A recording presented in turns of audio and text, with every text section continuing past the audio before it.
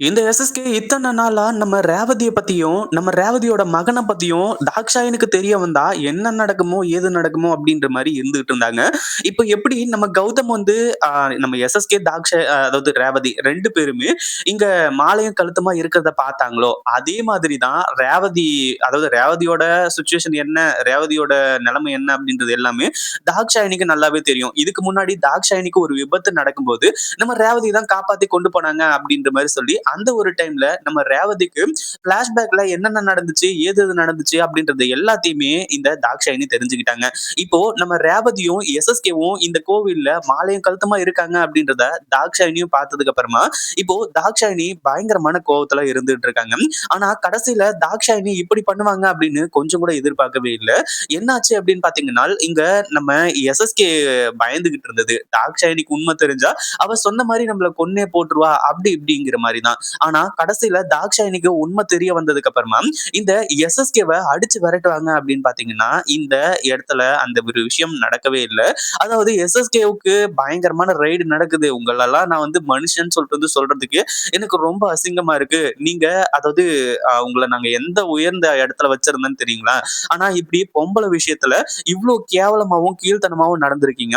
என்னை விட உங்களுக்கு இதுக்கு முன்னாடியே கல்யாணம் அதாவது கல்யாணம் பண்ணிக்கிறேன் அப்படின்ற மாதிரி சொல்லி ஒரு பொண்ணை ஏமாத்திருக்கீங்களே உங்களுக்கெல்லாம் வெட்கமா இல்லையா? அப்படின்னு சொல்லிட்டு எஸ்எஸ்கேவ உண்டு இல்லன்னு பண்றாங்க. ஆனா அதுக்கப்புறம் தாக்ஷாயணி சொல்லக்கூடிய விஷயம், இந்த மாரி உங்களுக்கு இந்த இண்டஸ்ட்ரியில மிகப்பெரிய ஒரு வரவேற்பு இருக்கு. மிகப்பெரிய ஒரு இமேஜ் இருக்கு.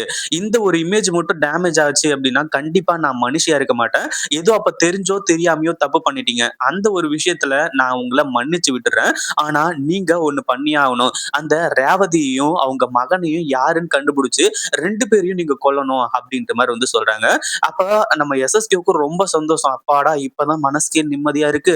தாக்ஷாயணிக்கு தெரிஞ்சா என்ன நடக்குமோ, அதாவது உனக்கு தெரிஞ்சா என்ன நடக்குமோ, ஏது நடக்குமோன்னு நான் ரொம்ப பயந்து, பயந்து இந்த விஷயத்த நான் வந்து இது பண்ணிட்டு இருந்தேன்.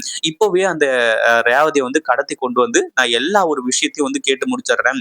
அப்படின்ற மாரி வந்து சொல்லி எஸ்எஸ்கே இப்ப மறுபடியும் நம்ம ரேவதிய கடத்த ஆரம்பிச்சுறாங்க. அதே மாதிரி எஸ்எஸ்கே வந்து இன்னும் திருந்தல அப்படின்ற விஷயம் இப்பதான் நம்ம ரேவதிக்கு தெரிய வரப்போகுது. அதுவும் இல்லாம கோவில்ல இவங்க மாலையும் கழுத்துமா நின்னாங்க. கடைசியில நம்ம எஸ்எஸ்கே ரேவதியோட கழுத்துல தாலிய கட்டுவாங்க அப்படின்ற மாரி பார்த்தா, அங்க அந்த மாரி சம்பவம் நடக்கிற மாரி தெரியல. ஆனா கடைசியில ரேவதிய கடத்தி கொண்டு வந்து ஒரு குடோன்ல வச்சிருக்கும்போது, இப்போ எஸ்எஸ்கேவ பத்தி தான் தெரிஞ்சு போச்சு இல்லையா? ரேவதி வந்துட்டு நான் இப்பவே தாக்ஷாயணி கிட்ட எல்லா உண்மையுமே சொல்றேன். இலக்கியாவுக்கும் எல்லா உண்மையும் தெரியும். நான் வீட்டுக்கு போல அப்படின்னா கண்டிப்பா தாக்ஷாயணி தேடி போயிடுவா.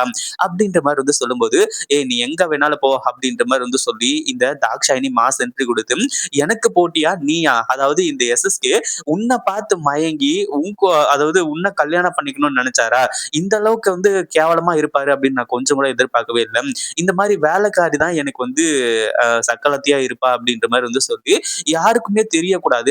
இப்பவே இவளோட கதைய முடிச்சிரு அப்படின்ற மாரி சொல்லி, இந்த எஸ்எஸ்கே கிட்ட தாக்ஷாயினி சொல்லிட்டு இருக்காங்க. இத பத்தி நீங்க என்ன நெனைக்கிறீங்க? இந்த வீடியோ புடிச்சிருந்தா லைக் பண்ணுங்க, ஷேர் பண்ணுங்க. இப்பதான் நம்ம சேனலுக்கு ஃபர்ஸ்ட் டைம் வரீங்க அப்படின்னா, கீழ இருக்க சப்ஸ்கிரைப் பட்டன பிரஸ் பண்ணிக்கோங்க.